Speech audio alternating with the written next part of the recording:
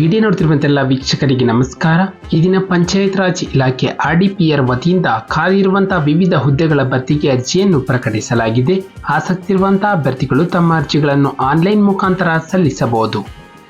ವಿವಿಧ ಜಿಲ್ಲೆಗಳಲ್ಲಿ ಖಾಲಿರುವಂತಹ 100 ಪ್ರಥಮ ದರ್ಜೆ ಸಹಾಯಕ ಮತ್ತು 200 ದ್ವಿತೀಯ ದರ್ಜೆ ಸಹಾಯಕ ಹುದ್ದೆಗಳ ಭರ್ತಿಗೆ ಅರ್ಜಿಯನ್ನು ಕರೆಯಲಾಗಿದೆ. ನಮ್ಮ ವಿಡಿಯೋನ ಹೊಸದಾಗಿ ನೋಡ್ತಿರೋ ನಮ್ಮ ಚಾನಲನ್ನು ಸಬ್ಸ್ಕ್ರೈಬ್ ಮಾಡಿ ಹಾಗೂ ಪಕ್ಕದಲ್ಲಿರುವ ಬೆಲ್ ಐಕಾನ್ ಅನ್ನು ಕ್ಲಿಕ್ ಮಾಡಿ ಮುಂದೆ ಬರುವಂತಹ ಎಲ್ಲ ಸರ್ಕಾರಿ ಹುದ್ದೆಗಳ ಸಂಪೂರ್ಣ ಮಾಹಿತಿಗಳನ್ನು ಪಡೆಯಿರಿ. ಈ ಒಂದು ಇಲಾಖೆಯ ಹೆಸರು RDPR. ಹುದ್ದೆಗಳ ಹೆಸರು STA ಮತ್ತು FTA ಹುದ್ದೆಗಳು. ಒಟ್ಟು ಹುದ್ದೆಗಳ ಸಂಖ್ಯೆ 300 ಹುದ್ದೆಗಳು.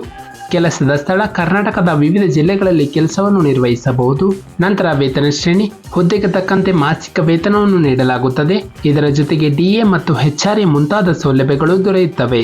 ನಂತರ ಶೈಕ್ಷಣಿಕ ವಿದ್ಯಾರ್ಹತೆ, ಅಭ್ಯರ್ಥಿಯು ಮಾನ್ಯತೆ ಪಡೆದ ವಿದ್ಯಾಸಂಸ್ಥೆಯಿಂದ ನಿಗದಿಪಡಿಸಿದಂತಹ ವಿದ್ಯಾರ್ಹತೆಯನ್ನು ಹೊಂದಿರಬೇಕು. ಹೆಚ್ಚಿನ ಮಾಹಿತಿಗಾಗಿ ನಮ್ಮ ಒಂದು ಡಿಸ್ಕ್ರಿಪ್ಷನ್ ಬಾಕ್ಸ್ನಲ್ಲಿ ಅಫಿಷಿಯಲ್ ನೋಟಿಫಿಕೇಶನ್ PDF ಇರುತ್ತೆ, ಅದನ್ನು ಡೌನ್ಲೋಡ್ ಮಾಡಿಕೊಳ್ಳಿ. ನಂತರ ಅರ್ಜಿಯ ಶುಲ್ಕ, ಈ ಹುದ್ದೆಗೆ ಅರ್ಜಿ ಶುಲ್ಕವನ್ನು ಪಾವತಿಸಬೇಕು.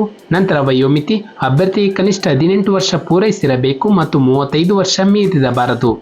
ನಂತರ ಗರಿಷ್ಠ ವಯೋಮಿತಿ ಸಡಿಲಿಕೆ, ಪರಿಶಿಷ್ಟ ಜಾತಿ ಪರಿಶಿಷ್ಟ ಪಂಗಡ ಅಭ್ಯರ್ಥಿಗಳಿಗೆ 5 ವರ್ಷ, ಇತರೆ ಹಿಂದುಳಿದ ವರ್ಗದ ಅಭ್ಯರ್ಥಿಗಳಿಗೆ 3 ವರ್ಷಗಳು, ಅಂಗವಿಕಲ ಕೆಟಗರಿ ಅಭ್ಯರ್ಥಿಗಳಿಗೆ 10 ವರ್ಷಗಳ ವಯಸ್ಸಿನ ಸಡಿಲಿಕೆಯನ್ನು ಕೊಡಲಾಗಿದೆ.